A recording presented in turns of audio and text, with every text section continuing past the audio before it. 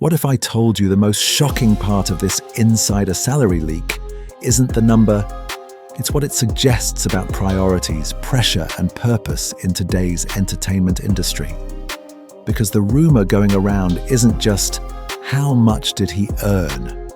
It's, did he choose to earn less to make something better?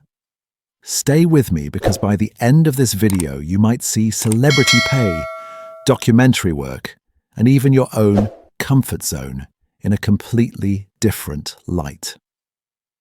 Before we begin, none of the salary figures discussed online are officially confirmed. Think of this as a careful breakdown of what's being claimed, what's plausible, and why the conversation matters, without treating rumors as facts. Salary stories spread quickly because money feels like truth. Numbers appear objective, measurable, and final. When a headline hints at an unbelievable salary, audiences instinctively believe they are being offered a shortcut to understanding power, success, and worth. In the entertainment industry, where public images are carefully curated, a salary figure seems to promise something rare: access behind the curtain. However, this same attraction is precisely why the salary angle can mislead. A number, isolated from context, flattens a far more complex reality. It ignores production scale, creative compromise, long-term strategy, and personal motivation. It also reduces a creative project to a transaction, when in reality, documentary work often involves risk, restraint, and values that cannot be priced easily. More importantly, the obsession with pay can distract audiences from asking better questions. Instead of, how much was he paid? The more revealing questions might be, why did he accept this project? Or, what does this choice say about the kind of work he wants to be associated with?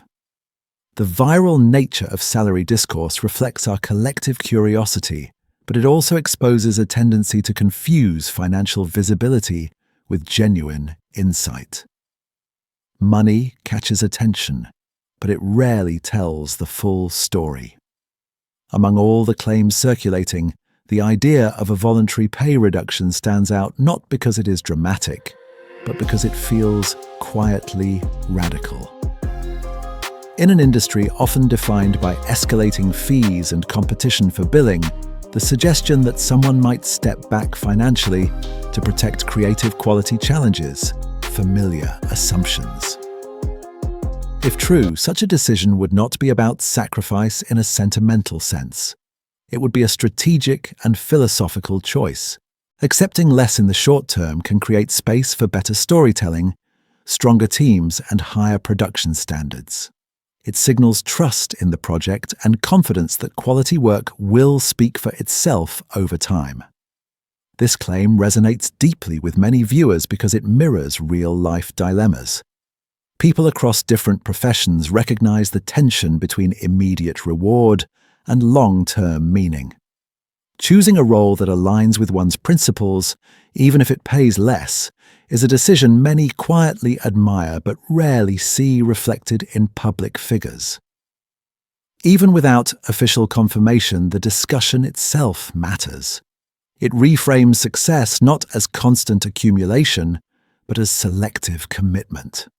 Whether or not the claim is accurate, it opens a valuable conversation about intention, restraint, and the courage to prioritize substance over surface rewards.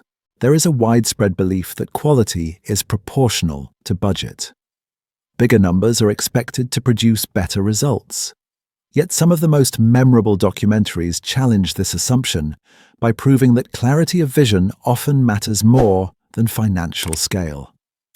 A modest budget, when managed with discipline, can sharpen creative focus. Without excess resources, teams are forced to make deliberate choices. Every scene must serve a purpose. Every location, cut, and sound choice must contribute meaningfully to the story. In this way, limitation becomes a form of refinement rather than a weakness. Audiences often sense this difference. A production that feels premium is not defined by extravagance, but by coherence. Viewers respond to pacing that respects their attention, visuals that feel intentional rather than decorative, and narratives that trust silence as much as spectacle. In documentary filmmaking especially, authenticity carries weight. When a project avoids unnecessary gloss, it can feel more honest and grounded.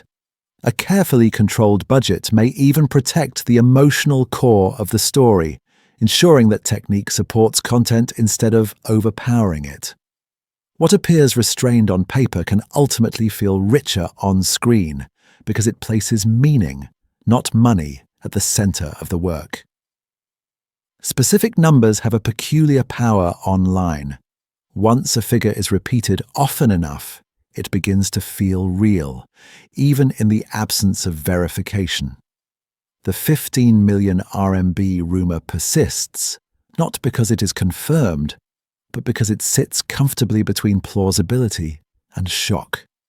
It sounds precise enough to be credible, yet striking enough to provoke reaction. Such figures thrive in digital spaces where speed outweighs scrutiny. A clear number is easier to share than a nuanced explanation.